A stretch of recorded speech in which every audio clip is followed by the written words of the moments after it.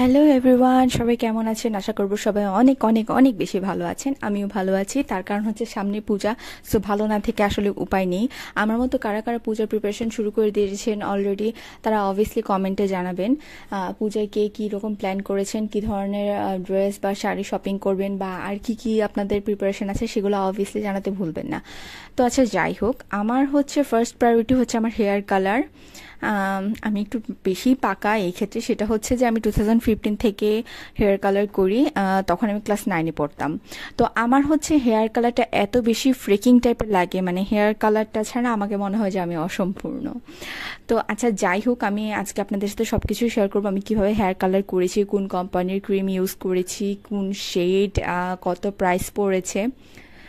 তো first of all, আমি যে ক্রিমটা আসলে ইউজ করেছি হেয়ার কালারের জন্য সেটা হচ্ছে টবের হেয়ার কালার ইউজ করেছি। এটার প্রাইস, এটা আমি বড় সাইজটা নিচ্ছি, তো এটার প্রাইস পড়ছে 550 টাকা।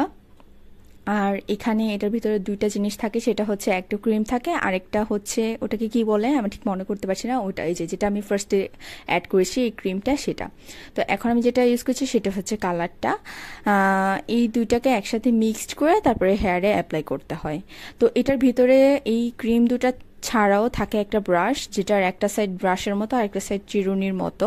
তো আপনারা ওটা দিয়ে হেয়ারে অ্যাপ্লাই করে নিতে পারবেন। আর তাছাড়া এটার ভিতরে গ্লাভসও থাকে, হ্যান্ড গ্লাভস থাকে, প্লাস্টিকের পলিথিনের টাইপের হ্যান্ড গ্লাভসগুলো সেগুলো থাকে। আমি আসলে সেটা দেখাতে ভুলে গেছি। আমি আপনাদেরকে ওগুলো দেখানোর সময় আসলে নিজেও খেয়াল করিনি ভিতরে হ্যান্ড গ্লাভস ছিল। তো এবার হয়েছে কি, কালার করার সময় আমি হ্যান্ড গ্লাভসটাকে কেন যেন বারবার স্কিপ করে যাচ্ছিলাম।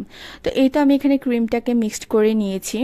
তো তার জন্য আমাকে আমার ওই যে গ্লাভসটা ভুলে যাওয়ার কারণে আর কি আমার হাতে অলরেডি ক্রিম লেগে গিয়েছিল। আসলে এই দাগটা তো উঠতে অনেকটা টাইম লাগে, যেটা আমার জন্য আসলে ভালো হয়নি।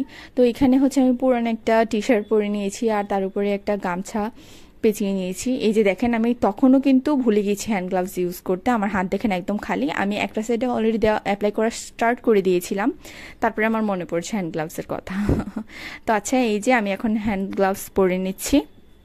আমার আগের যে হেয়ার কালারটা ছিল সেটা লরিয়ালের ছিল, আর নয়তো কিসে ছিল আমি এক্স্যাক্টলি মনে করতে পারছি না। আমি আসলে খুব কম টাইমের ডিউরেশনের মধ্যে হচ্ছে আমি হেয়ার কালার চেঞ্জ করি। 6 মাস, 4 মাস, 5 মাস, আমার এক কালার বেশি দিন ভালোও লাগে না।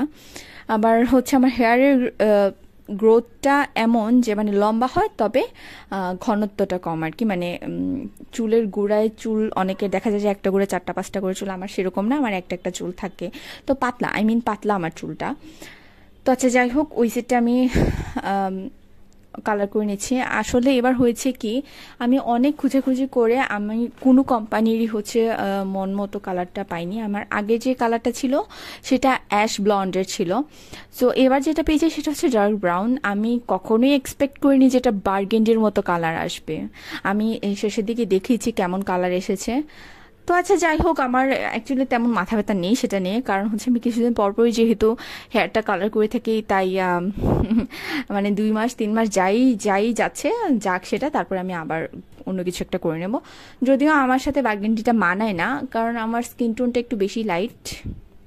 সো আমার মনে হয় যে ব্রাউনটা আমার সাথে, মানে অ্যাশ ব্লন্ড যেটা, সেটাই হচ্ছে ব্লিচ ছাড়া করলে সেটা ব্রাউন হয়।